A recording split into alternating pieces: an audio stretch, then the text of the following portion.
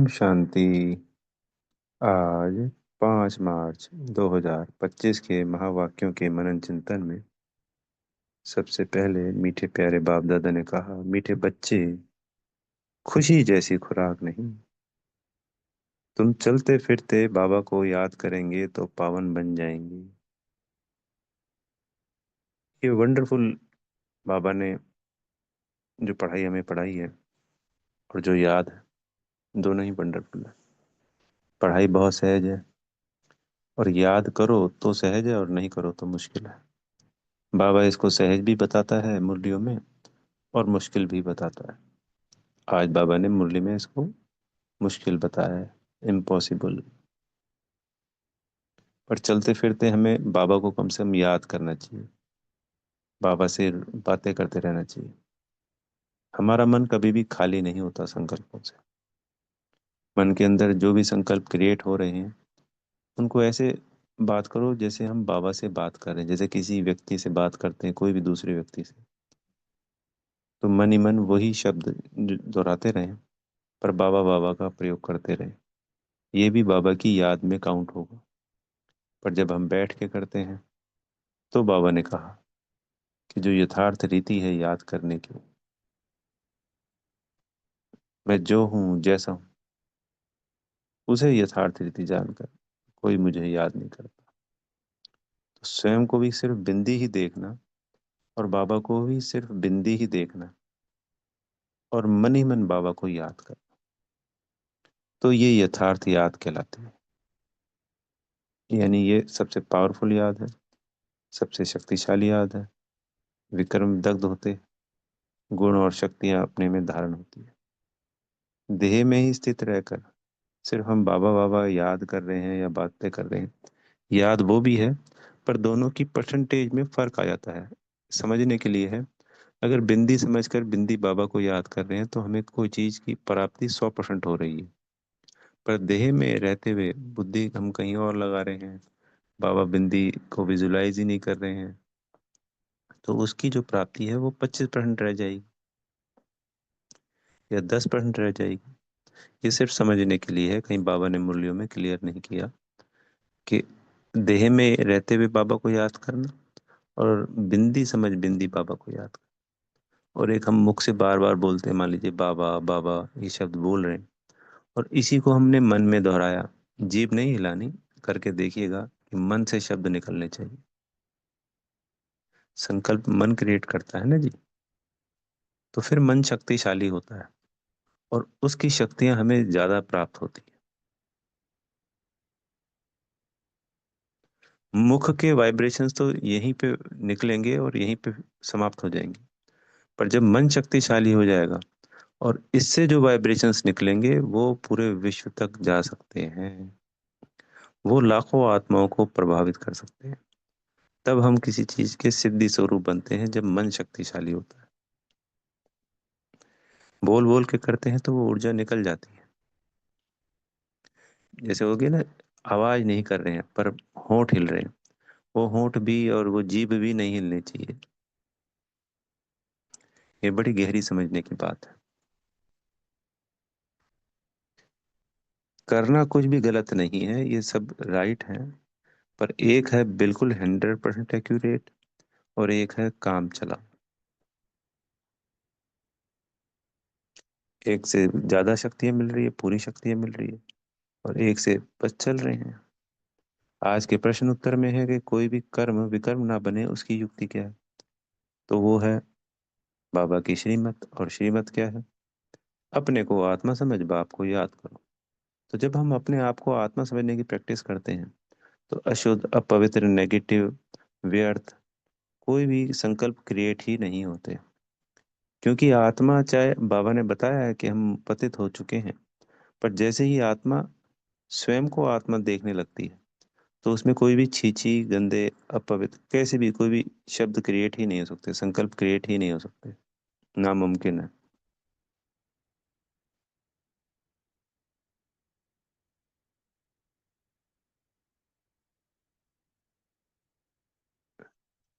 आत्मा की स्थिति में स्थित होते ही सब कुछ पॉजिटिव ही होगा। राइट ही होगा। हमारी समझ बढ़ेगी, हमारी शक्तियां बढ़ेंगी, तो माया हमसे कोई भी विकर्म नहीं करा सकती। बाबा ने क्लियर किया है इसको, कि जब हम देह भान में होते हैं तभी वो हमसे गलत कर्म करवाती है।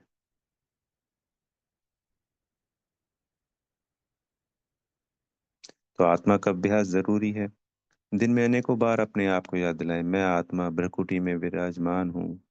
मैं आत्मा इन आंखों से देख रही हूँ। मैं आत्मा इन अपनी स्थूल कर्मेंद्रियों के द्वारा कर्म करवा रही हूँ। इस मुख के द्वारा मैं आत्मा बोल रही हूँ। मैं इन दोनों हाथों से करण करावनहार आत्मा इन कर्मचारियों से कर्म करवा रही हूँ। इस तरीके के एक संकल्प क्रिएट करें बार बार, अनेकों बार। मैं इन पैरों को चलवा रही हूँ। मैं करवा रही हूँ। मैं आत्मा। मैं अकाल तख्त पर नशीन, अकाल तख्त नशीन आत्मा हूँ। इस अकाल तख्त पर, इस प्रकृति के मध्य में विराजमान हूँ। तो स्वयं को ये याद दिलाना होता है। कोई भी कर्म करते हुए इसको हम बार बार भी दोहरा सकते हैं, अनेकों बार भी दोहरा सकते हैं। ये हमारे स्वमान भी हैं, और स्वयं को याद भी दिला सकते हैं कि मैं आत्मा ये कर्म करा रही। तो इससे आत्मा की शक्ति बढ़ती है, अपनी स्थिति पे स्थित होती है, सीट पे सेट होती है। स्वमान करते हैं तो उसमें आत्मा शब्द का जरूर प्रयोग करें। जैसे मैं मास्टर सर्वशक्तिवान हूँ, तो मैं मास्टर सर्वशक्तिवान हूँ।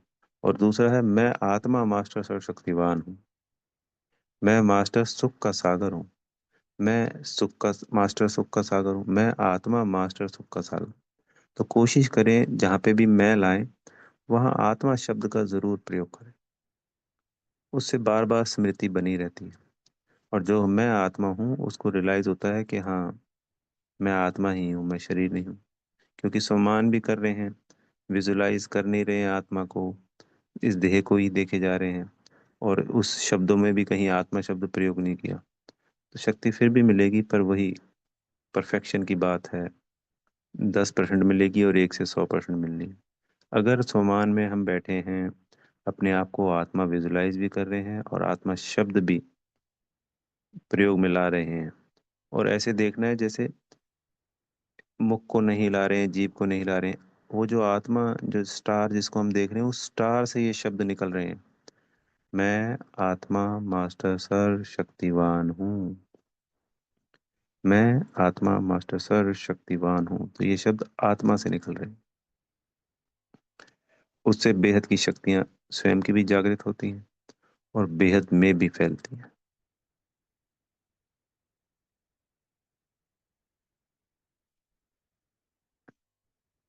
फिर हमें इस शरीर से डिटैच होने में बहुत मदद मिलती है।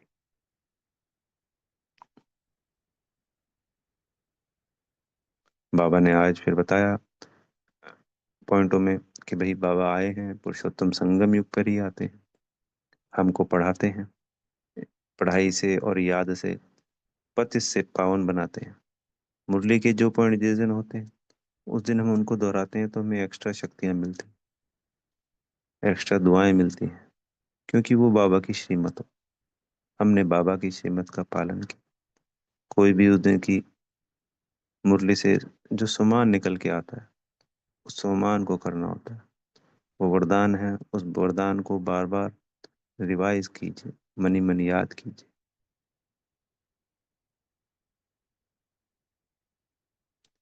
बाबा ने क्लियर किया कि जब हम ये पढ़ाई और याद से पावन बनेंगे, तभी ये दुनिया भी पावन बनेगी। अभी हम मनसा वाचा कर्मणा सेवा कर रहे हैं, तो सब तो आने नहीं है ज्ञान में। पर जो ये प्रकृति के पांचों तत्व हैं, तमो प्रधान से सतो प्रधान कैसे होंगे? हमारी पावन वाइब्रेशन से। तो कितनी शक्तिशाली होती है आत्मा,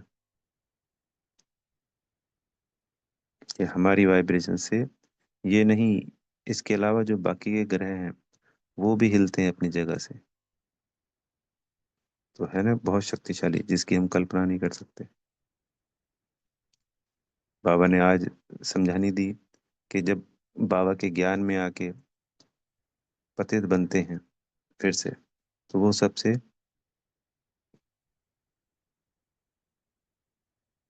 लिप्पतित आत्मा है। ऐसा भी बाबा ने उदाहरण दिया कि 8-10 वर्ष ज्ञान में चले, पवित्रता के लिए लड़ाई की, झगड़ा किया, दूसरों को समझाने दे के पावन बनाया, और फिर 10 वर्ष बाद माया ने गिरा दिया। दोष किसको? माया को दिया। पर उसमें क्या कमी रहती है? याद नहीं है। जो बच्चा याद करता है, आत्मा का अभ्यास करता है, उसके साथ ये चीजें नहीं होती। जो सिर्फ देह में रहते हुए ये सब कर्म करता है, स्वयं भी पावन, दूसरों को भी पावन बनाना, ज्ञान देना, दूसरों को ऊंचा उठाना, मदद करना, सब कुछ होता है। पर अगर आत्मा का अभ्यास नहीं है, बाबा की याद नहीं है, तो शक्तियां नहीं है, तो पेपर आया तो फेल हो गए। तो इससे हमें अटेंशन देकर सदा बाबा की याद, यथार्थ रीति याद, मन मना भव, मन ही मन बाबा को याद करो। तभी तो मन ही मन आया ना, मुख से बोलने का नहीं। मामेकम, एक सिर्फ बाबा को, एक सिर्फ मुझे ही याद करो। बुद्धि से सब जगह से तोड़, सब संबंधों से बुद्धि योग को तोड़ना है। बुद्धि से योग को तोड़ना है, और एक बाबा के संग जोड़ना है। फिर कर्म अकर्म विकर्म की गुह्य गति को बाबा ने क्लियर किया, अनेकों मुरलियों में किया, आज भी किया, कि इस वक्त हम जो भी कर्म करेंगे बाबा की याद में, आत्मिक स्थिति में, सुकर्म है। सत्युग त्रेता में प्रारब्ध है। कोई भी कर्म का वक्त विकर्म नहीं होते, उनका कोई फल नहीं होता, तो सभी कर्म अकर्म है। फिर द्वापर कलयुग में सभी कर्म देह भान के वशीभूत होने के कारण विकर्म कहलाते हैं।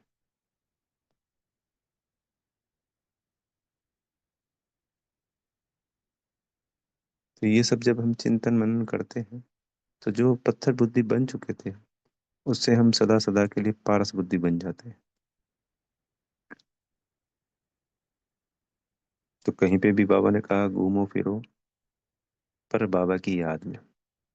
बाबा की याद में हम कितना भी चलेंगे फिरेंगे, बाबा ने कहा कि वो स्थूल धन की कमाई के लिए कितना खुशी खुशी कितने दूर दूर तक जाते हैं, और ऐसा होता भी है। तो ऐसे ही ये सूक्ष्म कमाई करनी है हमें, अगले 21 जन्मों की प्रारब्ध बनानी है, और बेसिकली पूरे कल्प की प्रारब्ध है ये। क्योंकि जो बाबा से हमें इस वक्त बुद्धि मिलती है, गुण शक्तियां मिलते हैं, वरदान मिलते हैं, पूरा कल्प हमारे साथ आत्मा में रहने वाले हैं। कम ज्यादा नहीं होते, ठीक है, मर्ज होते चले जाते हैं, पर फिर भी द्वापर और कलयुग में ऐसी सद्बुद्धि बनी रहती है कि जिससे हम ज्यादा विकर्म ना करें, सही परख कर सही निर्णय ले, और वो हमारी सर्व शक्तियां काम कर रही होती है। तभी तो द्वापर और कलयुग के राजा भी जो 16,108 है, उन्हीं में से बनते हैं ना, बाबा के बच्चे ही बनते हैं। क्योंकि उन्होंने ही सतयुग, त्रेता और द्वापर कलयुग सभी राजाई उन्हीं के पास रहती है। तो सारे ज्यादातर राजा, अच्छे अच्छे बड़े बड़े राजा द्वापर और कलयुग के, वो भी बाबा के बच्चे ही हैं।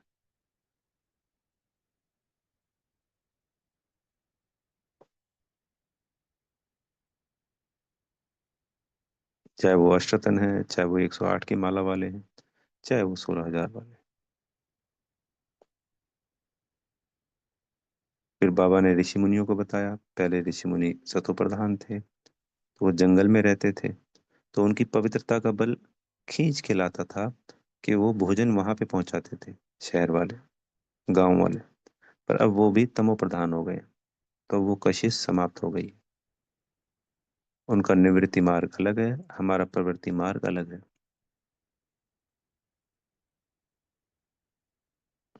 फिर बाबा ने बताया पावन वो भी रहते हैं, पर उनकी पूजा नहीं होती है।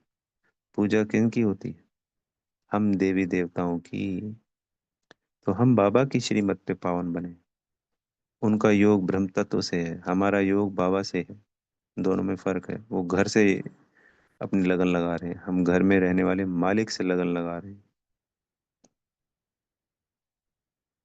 तो उनकी प्राप्तियां कुछ नहीं होती है, उनको मुक्ति, जीवन मुक्ति नहीं मिलती।